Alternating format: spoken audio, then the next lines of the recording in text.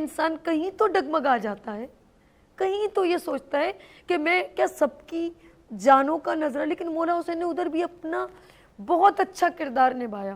بات نماز کی نہیں ہو رہی، بات کردار کی ہو رہی ہے کہ ان کو کہا کہ کہیں یہ مجھ پر کہیں قیامت کے روز روزے محشر کے روز مجھے کہیں پکڑ نہ لے کہ آپ کی وجہ سے ہماری جانیں چلی گئیں.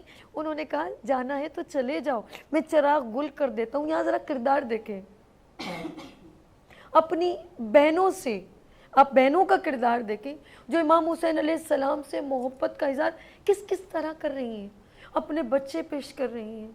لوگ یعنی کہ جب 7 محرم ہوئی پانی بالکل بند ہو گیا، ہونٹ خشک ہو گئے، گود میں علی اصغر موجود ہے.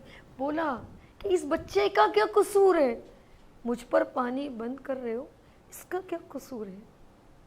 اور وہ لشکر کیا کہتا ہے، یہ مانگے گا تو دیں گے، علی اصغر مانگے گا تو دیں گے، یہ تو شاید تم مانگ رہے ہو.